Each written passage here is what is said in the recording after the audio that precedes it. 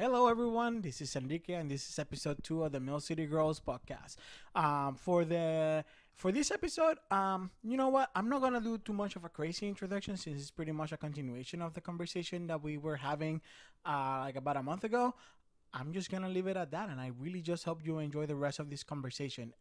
It's pretty insightful about the present and future of MCG. That's like about the only thing I will tell you. So the rest is up to you to find out. So yeah, let's jump right in.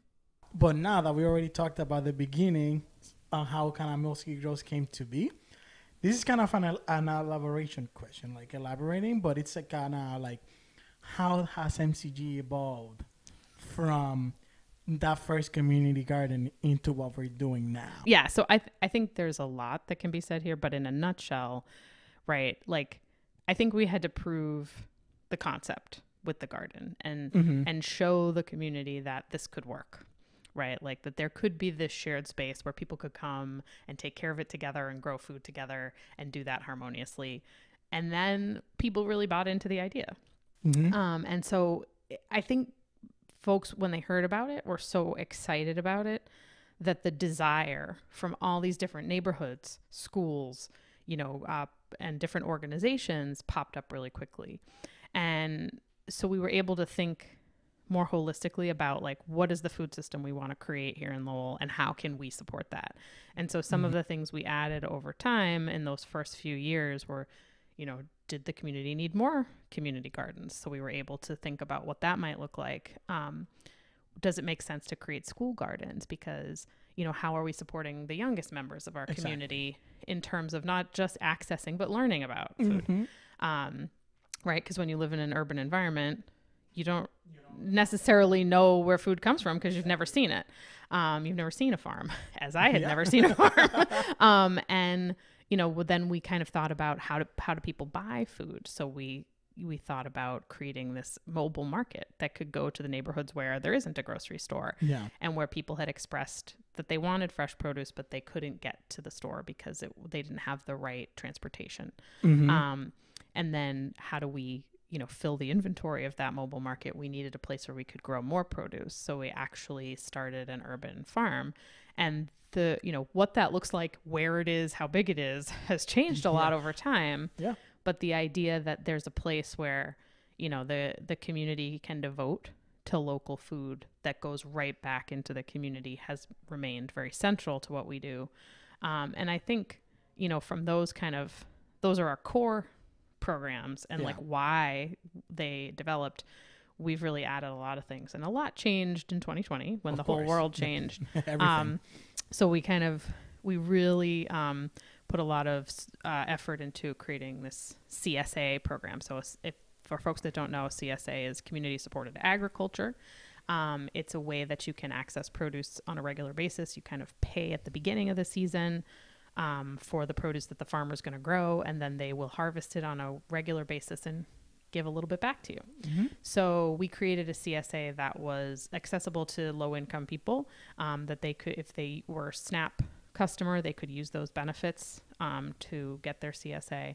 And we had ways that we figured out a way we could deliver it to everybody's home. Because when people wanted a no contact option for buying food, we tried to figure out a way we could do that. So, and that program has grown tremendously in 3 years. So we now have 100 people that are receiving that CSA through the winter, and then another 100 people that will receive it in the spring, starting in June. Okay. And probably more than that, honestly, in June. I think we're going to try to jump above 100. That's great. Yeah, so there's that. And then I think the other piece that's evolved quite a bit is our understanding of like food sovereignty, right? And what that means for people to really participate in the food system from every point that's possible. So it might be growing the food. It's definitely buying the food, eating and cooking, and also like selling it. And so, some of the new programming we're doing with our Merrimack Valley Growers Aid program is working with folks who are growers in and around Lowell to ensure that, they're getting the opportunity to sell the food that they're growing into the Lowell community in a way that's financially sustainable for them, that gets the food to the people who really need it, And it's also, a lot of these growers have a lot of personal expertise in growing those culturally connected crops. Yeah. And so we're really, benefiting from their knowledge, and they're able to benefit by being able to sell that produce to the people who are looking for it here in Lowell. Mm-hmm. So I think, that's kind of how things have evolved, and why they've evolved. But we've certainly grown, to the point where we had this one community garden, and we're now growing in, I think, close to 7 acres across the city. Yeah, and then I also heard about this new farm, even further in expanding that. So talking about that, and if you want to elaborate on that too, but also like this is where we are right now as an organization, and went from one garden to like a garden that's like fraction of an acre to growing over 7 acres. And so what do you expect, or you can get like very like like utopian in this, right? And it's okay, right?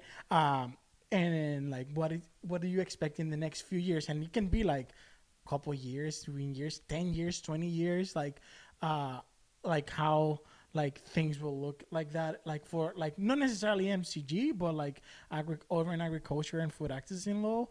And also like if you like while you're talking about that, talk about the Rollies Farm project, because that will be like a further expansion of like the footprint of like just protected farmland in Lowell. Mm-hmm. Like if you can talk about that a little bit, like I mean under this big scope of things, and yeah.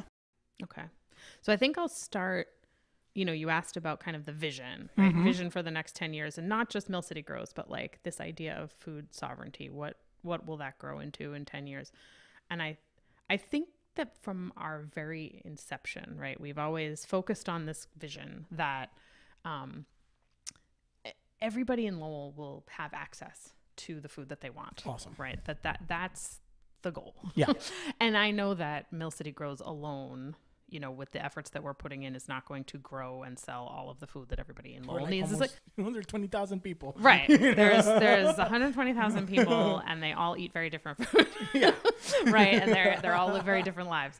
But that idea that like we can make that happen if we want to. And I think that one of the things, besides the growing, besides the selling the produce, besides the CSA, besides the cool programs and education, the thing that Mill City Grows has done that has actually shifted like the whole food system in Lowell is having it be one of the top things that people are focused on, right? It's drawing attention to this issue and getting other people to contribute to improving the situation, to investing whether it's their ideas, their time, money, into solving this problem. And not just solving a problem, but really, like you're saying, envisioning a better way. Yeah. Right. Like we don't just want to put a Band-Aid on it. We actually want a system that works. Exactly. So I think that's my goal. My thought about what the vision is like that we continue moving in that direction. And I think there's so much urgency with climate change right now, and thinking about ways that we can support our environment so that we don't have like massive environmental collapse. Not to get you down. Oh no, but I'm thinking about it. We just went through real. like a crazy drought. We did, and there are other areas of the country that are even wilder things are happening, right? And so that this is a thing that the community can come together and do that is actually making an impact, and not just here, but in it has anything that you do in one place is going to affect things in another, right? So if this is something that we really focus on, and not just, I'm not saying, and everybody should have a garden and buy their food from Mill City Grows, but that we're really thinking about from start to finish what happens to our food. So where is it grown? How is it grown? How much produce are we eating? How much meat are we eating? Are we eating things that take too much water to grow? Are we eating things that really shouldn't be grown in this climate? And when we're done with it, what do we do with the leftovers? Are we eating them? Are we donating them? Are we composting them? And all of these things are things that, are part of the conversation that Mill City Grows has started. And so I think that's like such a key, factor in like what we've contributed to the community at large. Even if, not every person in Lowell has come to our mobile market and bought a tomato, say, right? But they have been, that door to that conversation has been opened. So I think, how does the Rowley's Farm project play into this? So a little bit of background on that. There is one, the longest still operating family farm in Lowell, is in Pawtucketville. It was the Perrin family farm. It's now owned and operated by Rowley Perrin and a trust of his family. And we've been working with him for a few years. He's, ready to retire. He grows holiday trees and corn and tomatoes in the summer. But anyway, he is planning to retire. There's this beautiful 20 acres of land that he has, nurtured and maintained for his entire life. And, it was this kind of group goal, right, of his and of Mill City Grows and our partners, Lowell Parks and Conservation Trust and Mass Audubon, two nationally accredited land trusts that operate here in Massachusetts, that we wanted to make sure that this land stayed, a beautiful place where folks can grow food and also experience, like the nature that is in your city. Because like nature is everything that's outside. And we have a very specific view of what that is when we live in an urban setting. For sure. Right. But there's also this farm, right? Right next to a forest. Right next to a forest. And it's something where like, if you don't have the opportunity to bring your family to the mountains or go on a big vacation where you get in a plane and go somewhere far, this is actually right down the street. And it's something that you could visit like every weekend, on a bus trip or bike ride. So our goal with this is, as Rowley is nearing his retirement, that these three organizations are coming together to purchase the property, and that our vision for the property, which was informed by hundreds of people who joined us in the summer of 2022 for some listening sessions about the project, will include like spaces for people to access nature, for folks to engage in growing food. It will be a place where people can purchase food. And it would also be a place for environmental education for people of all ages. So, right. And what are the three organizations? The other two organizations are Lowell Parks and Conservation Trust. So they're located right here in Lowell. They're actually our neighbor. And Mass Audubon, which is a statewide land trust. And they do a lot of environmental education. And they have dozens of spaces across the state that they maintain. So my last thing is like, know that we're like talking about like this future project of Rowley's, right? Which is like it's going to go into the long term, right? Into the future. But I wanted to talk something more immediate. Like what are things happening this year that you want to maybe share with people that are like, are new, that like are not, I mean, outside of this podcast, right? That are new, that people are like, that should be like keeping an eye on and all that stuff. Wow. There's so many things. I mean, I think probably the one thing we didn't touch on at all, and that I know you are very excited about too, is our Lowell Food Policy Council. And so this is a program that's brand new last year in 2022.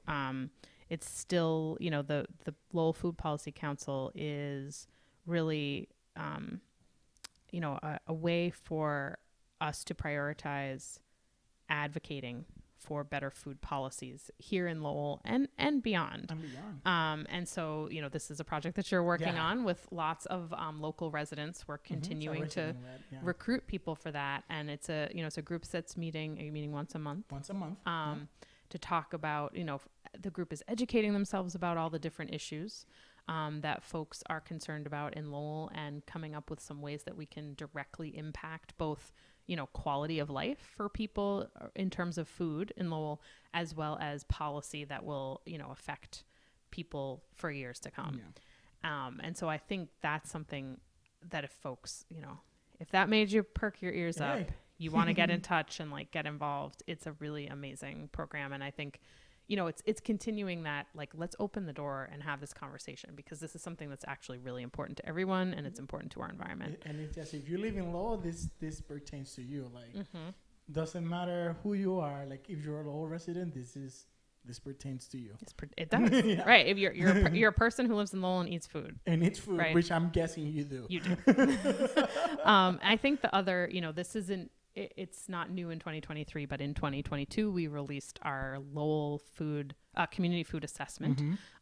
So the whole study is available on our website, and that really, we engaged over 1,000 people in that study, and it really revisits the work that started Mill City Grows and asks those questions like, what has changed in the food system? What do we need?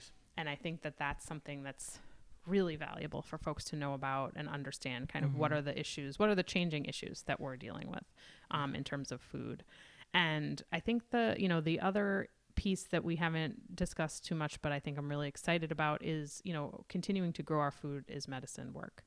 And so that's the idea. We're working with folks to both help prevent chronic disease as well as treat, if folks have what's called like diet related illness.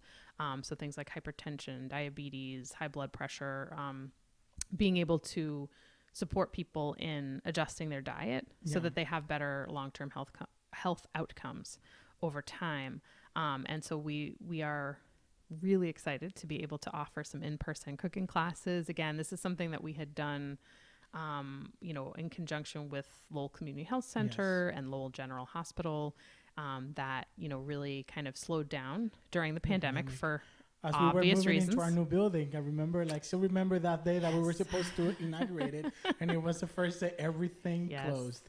Yep, we were having an open house in our brand new Root Community Kitchen, and we canceled it because everybody was canceling everything. It was the very beginning of March 2020. Yeah. And so we have this beautiful kitchen space anyway, where we can do some production of value-added things like a pesto made with garlic scapes or, herb mixes or pickles or things like that folks might want with the abundant harvest that we have, as well as do cooking classes for folks so if they're trying to make a dietary change or they're trying to eat more produce or whatever it might be, that they can have support around that. Because I know as somebody who has had to adjust my diet for various reasons in the course of my life, that's really hard to do when you do it all by yourself. It's not a lot of fun when everybody else around you is like eating the things that you want to move away from and eat something better. And so part of the idea with this is first, giving people the information they need, but also creating a community that is, supportive of like a diabetes friendly diet, and getting people's families involved too. Yeah. So like if mom needs to change her diet because she's just been diagnosed with diabetes, kids can get involved with her, and help cook that meal and get excited about it because it actually does taste good and it's fun, and it's not about, it's the whole view of it is not about restriction, right? It's not like, oh, you're not going to be able to eat these things anymore, but like, look at what you can do with this produce. Look at the ways that you can support your body and feel better. And I think, honestly, as the whole human race has felt like not great for the past couple of years, like if somebody offers you a way to feel better, who's going to say no to that? Exactly. So I am really excited about getting more involved in that work. And I think we plan to have some cooking classes that are open to the general public. So anybody can come join us. And those will be posted on our website throughout the course of the year. All right. Yeah. Thank you. All right. And that wraps it up. All right. Well, I have enjoyed talking to you so much. I think even though we talk every day, this has been different and really fun. It's been really and fun. I had a really good time. Yeah. And I hope that people really learn something from this and get in touch with us. You can find us at millcitygrows.org or give us a call at 978-441-2620.